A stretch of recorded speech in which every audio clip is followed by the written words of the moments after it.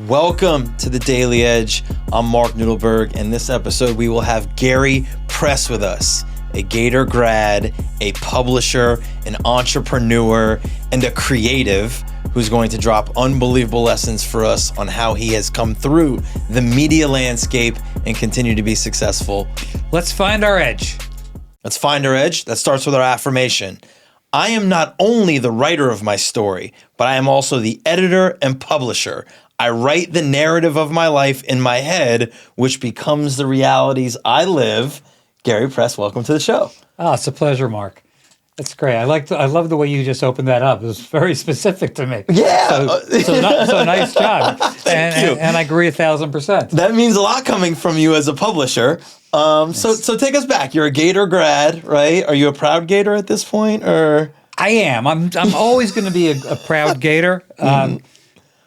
This year has been very tough to be a proud Gator, but I see good things coming down the road for us. I love that. We've had enough bad seasons. It's time to turn it around. So if I remember correctly, you left the University of Florida and got your first job in New York, if that's correct? Yeah. I went up to New York City. Okay. I majored in advertising, and I thought that if you're going to do it, you might as well do it where all the action is. Makes sense. So I got a job at a large ad agency. I was the account executive on CoverGirl makeup, CoverGirl eyes. Okay. I worked about 80 hours a week. I lived just outside of New York in Lyndhurst, New Jersey. Okay. Glorious place to live. A wonderful place to live. It's actually nice now. Back then it wasn't. Right. But, I was making $12,000 a year. So this goes back a long time, obviously. But, I couldn't afford to live in the city. Right. So it was great. It was long hours, very little pay, but the parties were amazing. The after parties, we got to see really cool, up and coming rock bands in front of 50 people. How'd you get that first job in New York? How do you go from Gainesville to New York? That first job as account executive. How'd you get that? I think I beat my graduating class to the start. I was up in New York interviewing 6 weeks before I graduated. Wow. Most people, they graduate, they party for a few weeks, and then they go on their job search. Mm-hmm. Back then, there was no gap years. You weren't going to France or to Portugal. Yeah. So I got a little bit of a head start, and it was a sought-after position, but I managed to get it. Did that foresight or did that drive to go up there early and start interviewing early, did that come from your own sense of purpose? Or was that directive that you got from somebody else that was like, hey, you should go, if this is really what you want to do, you should go early? Well, I think it was mostly in me. I love my parents very much. They're still alive. Mm-hmm. But I kind of felt as I was growing up that I got the not good enough syndrome from my parents. Okay. So in college, it was the first time I was away from my parents, and I knew that I had to work a little harder, a little smarter than somebody else to get where I want to be. Okay. So I think that kind of answers it.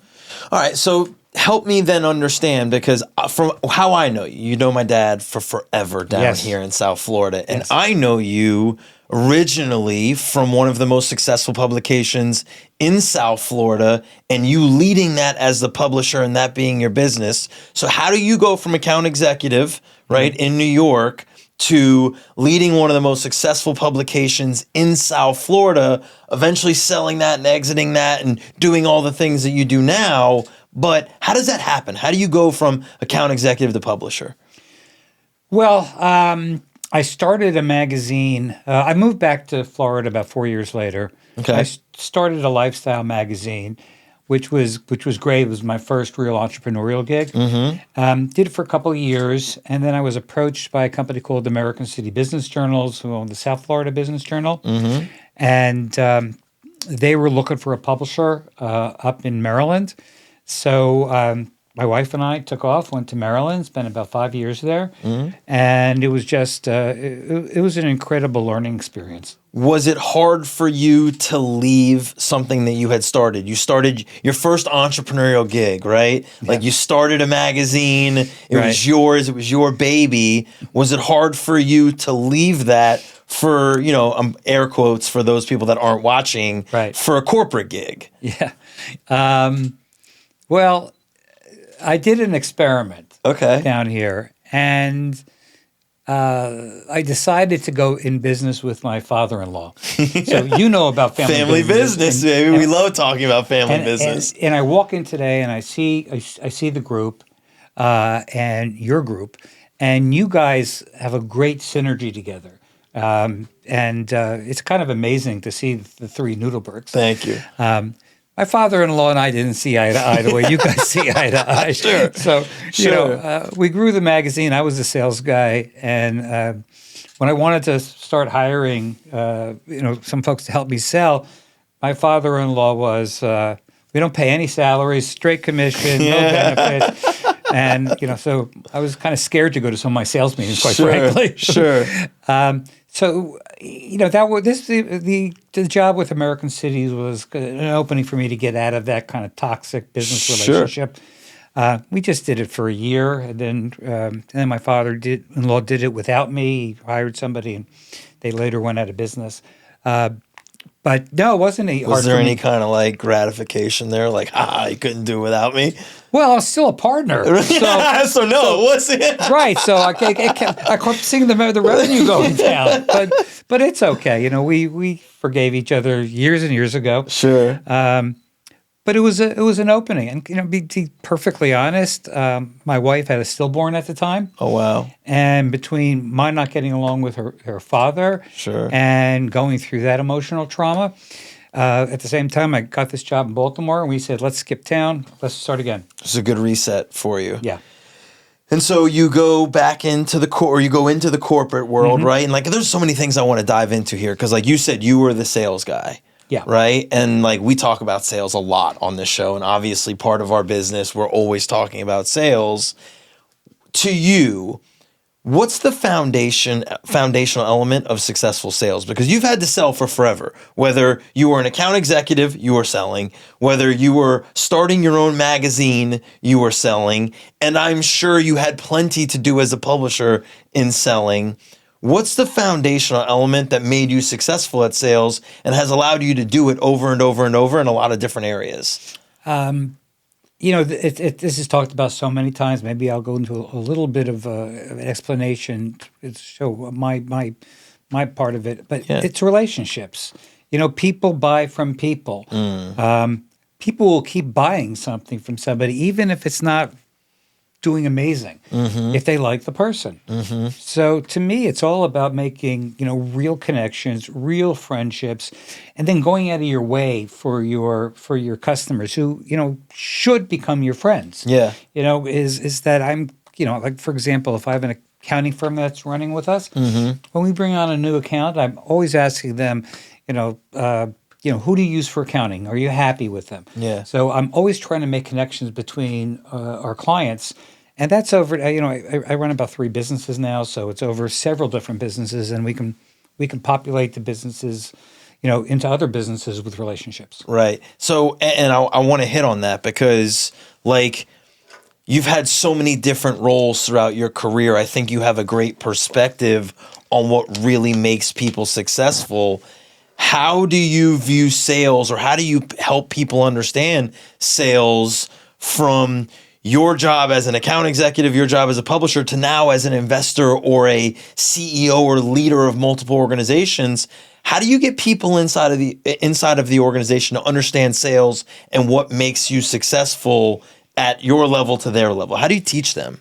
I mean, it's all about belief. It's belief, and I see so many people that I interview that just don't have that belief. Belief in what they do? Belief in themselves, really. Oof. Everybody's going to tell you they do. Yeah. But once you ask a few questions, and they don't, when you do a follow-up question, they don't know how to answer the follow-up question. Yeah. Now, if I'm interviewing somebody who does have some belief issues, but they really want it, they're hungry, I think you can help teach that sometimes. Okay. It's like teaching tall. Yeah. You can't teach everybody, but for most people, if they really want it and they're hungry, you can teach them the soft skills. So belief and drive are like the magic combination. You can't give anybody the drive, but if you find somebody who has the drive, you can help them find the belief. And so take us through a little bit of your career journey through publishing. Sure. And because I think it's you've been in publishing and you've been in media for an unbelievable time period, because you saw it as traditional, whereas the magazine was the thing and it was the place where Right. people's eyeballs were. And then you saw this revolution of social media and the landscape change. So help us understand how you've navigated those changes and remained successful in the media world. Right. Even just relevant. Right. So I spent 13 years publishing the South Florida Business Journal, which was mostly a blast. The company, when I came to the company in 1991, it was a incredibly driven entrepreneurial company. By the time I left in, 2008. Wow. 17 years. Yeah. Wow. It changed dramatically. It was a very corporate job. No, I'm a guy who loves statistics. I love measuring everything. But they got so far about measuring, like on events. They went to a place where they were measuring your margins. Yeah. So you're supposed to have a 40% margin on an event. So one of the accountants from corporate said to me, well, you only had a 39% margin, so you didn't do well. And look at Philadelphia. They did a 41% margin on their women's event. Wow. Now, we both did women's event. Mine made $225,000. Theirs made $17,000, but they got the margin, right? So, to a point, you want to look at margins, But overall, you got to have some common sense. So it was time for me to leave. I probably stayed like 5 years too long. Still a great company. Still have a lot of respect for it.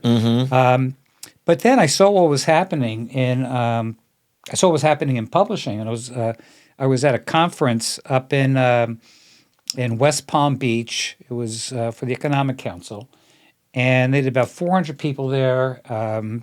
We were the last panel of the day, and it was media, so it was really publishing. It was the Sun Sentinel, the Palm Beach Post, and the Miami Herald, and me. Which are the mega publications in the marketplace at that time. Right. Yes. Sure. Yeah. Right. So each publisher, when they said, "Where do you see your company in 10 years?" One guy said, the automobile section that's now 150 pages on Sunday is now going to be 150 pages every day. Next guy talked about real estate being the big thing, and I forgot what the third guy said. And I said, "You're going to get all of your information on this." And at the time, I was holding up a BlackBerry, but it was pretty obvious where that was going. So when I left, I decided to start a company. It was called Alternative Revenue Solutions. And I was always, in a good way, a little jealous of my friends who were in the insurance world. Because in publishing, you work your butt off all year long. And at the end of the year, you look back and said, okay, we brought in $10 million this year. Now we got to start again. And start over again, right? Sell all those ads again, sell all those sponsorships again, all those events, everything. Yes. Had to do it again, right? But in insurance, they built up a base. Maybe they lose 10% of their people, but then everything else goes to the top. There's a little bit of leakage there. Yep. So I started this company, and we got into it became an identity theft company, and business success is as much luck as it is anything else. Sure. So I was sitting at a bar downtown Fort Lauderdale, and the guy who I was supposed to have a drink with called me and said, "I'm running 20 minutes late." So I started talking to this guy next to me at the bar, and he tells me a little bit about his company. And basically what this guy was, he was at identity theft. and well, he was in credit repair.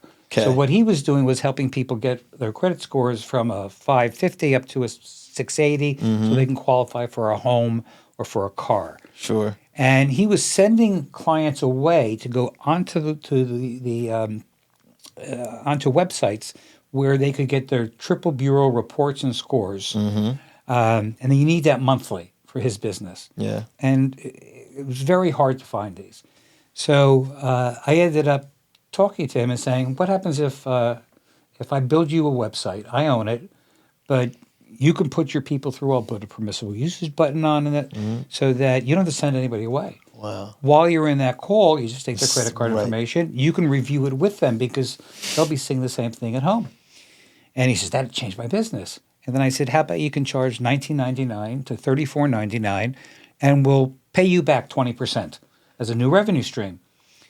So, 9 years later, we had 835,000 people paying us around $26 a month. Wow. And then we sold it to a private equity firm. How did you have the foresight, or how did you have like the vision to be able to solve his problem like that quickly? Like website, I know what I can do, like subscription model, like I just assumed that they came from your background, but how did you have that answer?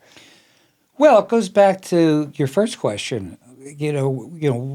What makes sales special? And it's solving problems. Mm-hmm. So this wasn't a sales call. This was me just happened to meeting a guy, and then I went back to my office. It was a month into what I was doing, and I started learning about it. And it took me 3 days to contact the credit bureaus and find out what I can and what I can't do. Right. And that was it. That's unbelievable. And so, all right, so that was successful entrepreneurial experience, partner, right? Exit gives you the opportunity to go do other things. What's your passion? What are you still doing? What did you continue to do after that? And how do you keep going? I thought I was gone from media when I left the Business Journal, but I've done a few things that I'm pretty successful, pretty happy with.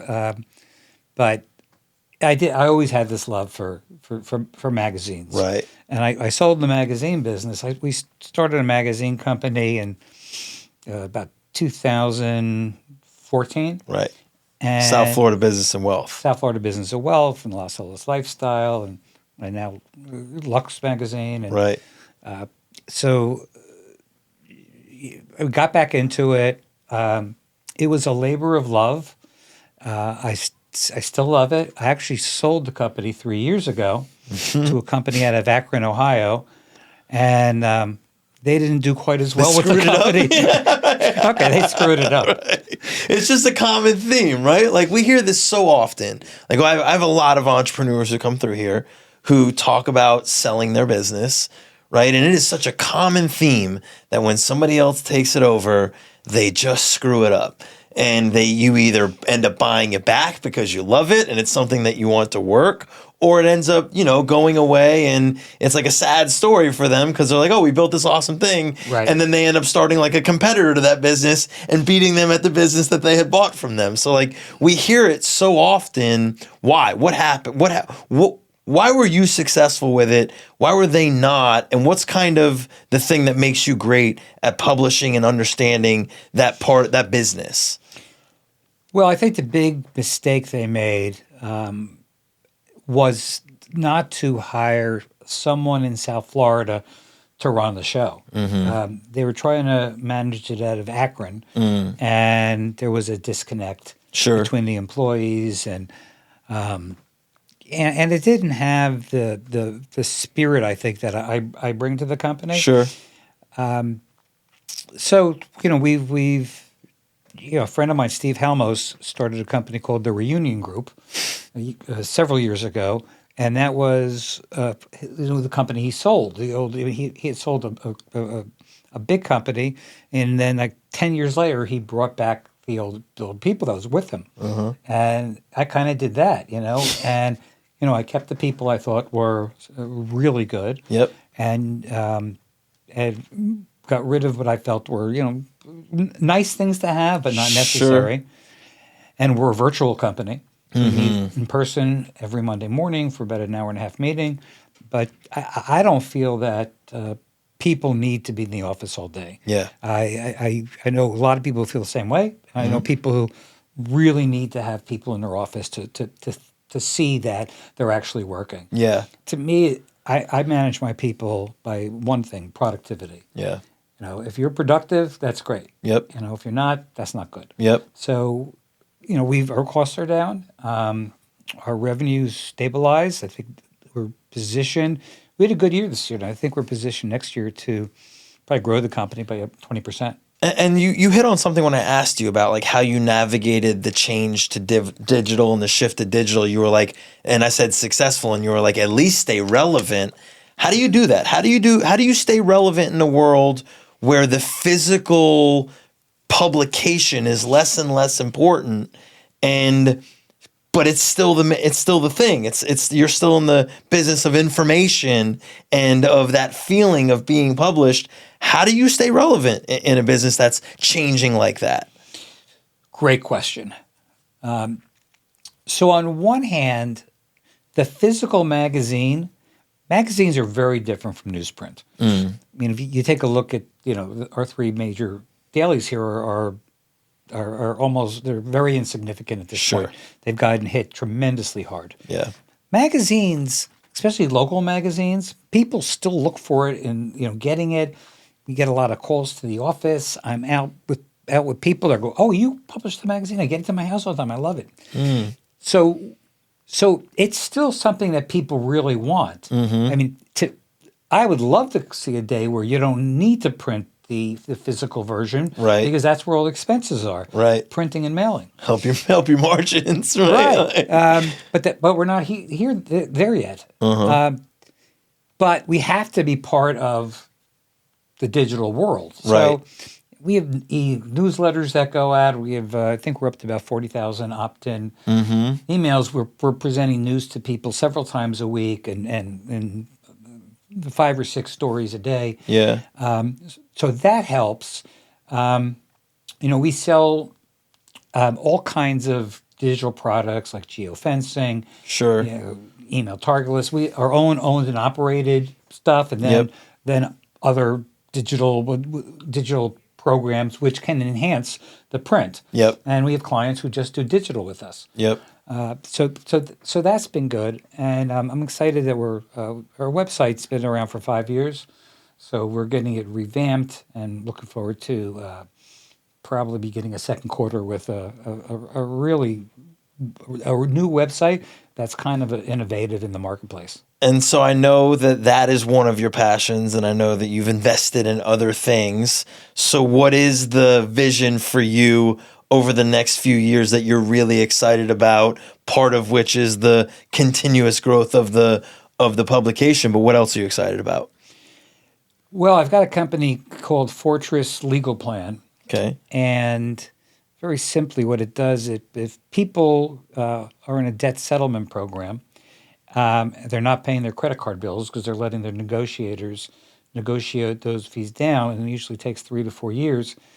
So the worst thing that can happen to them is they get sued by their creditors. So what Fortress Legal Plan does is it provides a nationwide support for if they get sued. We supply them a lawyer. We pay court costs, filing fees. It's a subscription basis. Wow. Similar to what I was about to say. Similar. This feels like, I could do something like this again with alternative revenue solutions. Right. I love residual revenue. So that's a passion, and at this point, I'm looking and kind of focused on doing some philanthropy, getting involved with several organizations down here. What else? I got to start working out more, Mark. I got to look like your dad. Well, so you know what? That leads us to our final question, which I ask everybody who comes on the show, which is just, you've been successful and you've battled through lots of adversity in order to be successful. Mm-hmm. It requires an edge to do that. How do you find your edge every day? Oh, that's easy. It's while I can tell you that I'm much less competitive these days, I'm still very, very competitive. So, I want to see, how many cases we have each day for Fortress. What is the what revenue we brought in, and for all the publications. I'm a numbers freak, and I just like to have my dashboard. I mean, I probably could just sit at my dashboard all day and make phone calls to friends, and I'd be happy. I love but it. it's always being involved in new business. We had a meeting this morning for our regular Monday meeting for the Fortress Group, and listening to the sales reps talk about the few these deals they just brought in, which are really nice sized deals, and I looked at what you got in your funnel. Yeah. What's in the funnel? Like a true sales leader, focus on the pipeline, Exactly. not on the deals closed. Pipeline, better word. That's awesome. Well, Gary, thank you for joining the show this was with a us. pleasure. Thank you, Mark. Thank you for finding your edge with us. Let us know in the comments how you find your edge every day. And I want you to look directly into that camera and say, let's find our edge. Let's find our edge. Let's go. We'll see you next time.